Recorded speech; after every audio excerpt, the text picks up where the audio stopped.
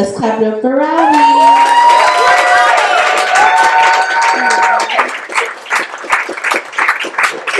Oh Lord, has everybody had at least one drink? Okay, I'm good to go. I'm 5'7" in the spirit, but I'm really only 5'4". So thank you, Tasia, and for this opportunity and helping me break out of my glass, whatever. Oh, so my story begins in the winter, going to the hospital to see my grandmother. She's a feisty little something. She reminded me of Granny off the Beverly Hills. She was a tiny little something, but she dressed impeccably.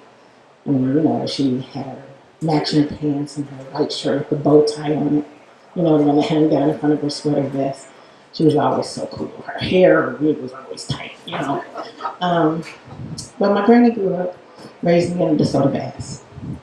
She was one of the first families there. DeSoto Bass was built for people who were coming out the military.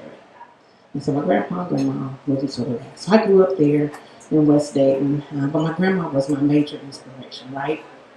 But at this time, she was so sick. She was so sick. She was laying in the bed with just a tiny little figure, feisty as all. I remember her smacking me upside the head, and her fingers left this sting for about a week, but she was so sick. So I was there at the hospital. My whole family was around the bed, and I knew it was a really tough time for everybody. But my granny knew that I was in school. She knew that I was in college. And she looked at me and she said, "You need to go to school. You need to go take your test." And I was like, "I'm not leaving. I'm not leaving you, Granny." And she's like, "Nope. You told me you was going to do well at school. You need to go take your test." And I was like, "I'm not going."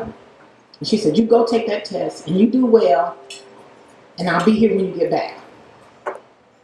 So I said, "All right." Everybody looked at me like, "Go take your test."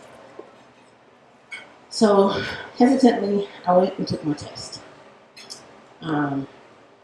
Granny said she was going to be back. She was going to be here when I got back. So I took my test, came back, did pretty good.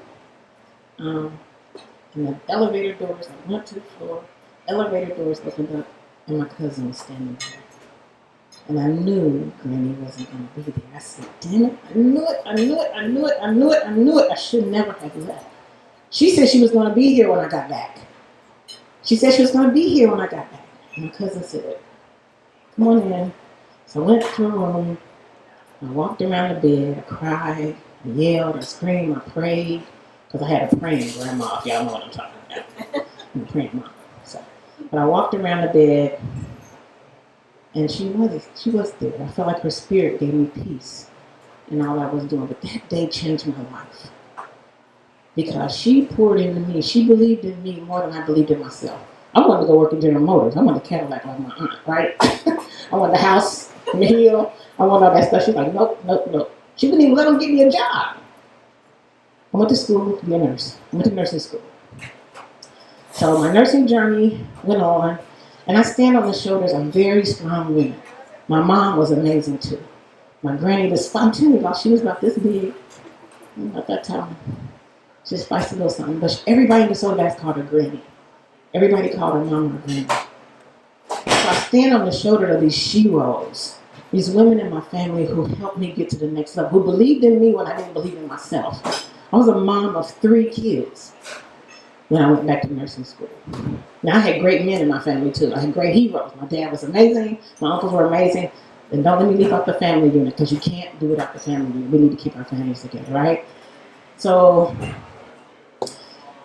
I'm on this journey to nursing school, believing that I don't know how I'm going to do this. You know, I got 3 kids, living in the projects. Like, how the hell am I supposed to do this, right? My granny's gone, my mom was working, my dad was working. Everybody believed in me except for myself. So I get to nursing school, and the teachers even believed in me more than I believed in myself. One of my teachers tore up my care plans. If you know about a care plan, like 20 pages of what happens when somebody has a headache, right? So they tear up my care plans and go, "You can do better than this. I expect better out of you. And you better be on time this week, because you've been late all week. If you don't want to be a nurse, go find something else to do." And I was like, "I want to do this. I want to do this." So I kept thinking about my grandmother. You know, I got to do this. I got to do this. So I get through my journey in nursing, right? It was hard trying to get up in the morning, get kids together, go to school, be on time, keep your drive going to get this done. But nursing school was nothing compared to when I hit the floor. When I hit the hospital floor, I was one black nurse on 3 floors of the hospital.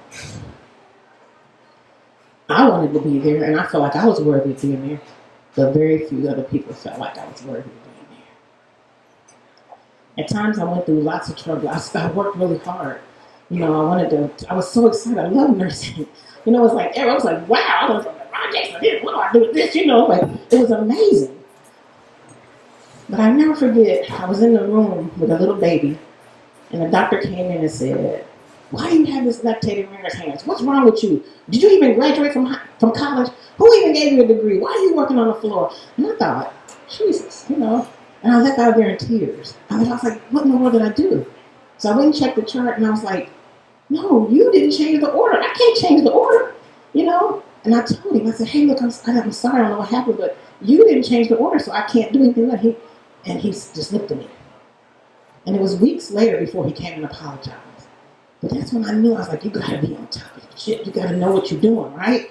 You don't have time. You got people that depend on you. Your grandma, you keep thinking about her. You got to keep pushing. You got to be good at what you do, right? And then at one time, I've been there a year, it was time for me to get my raise. And my supervisor goes, oh, you don't get a raise. You're unorganized.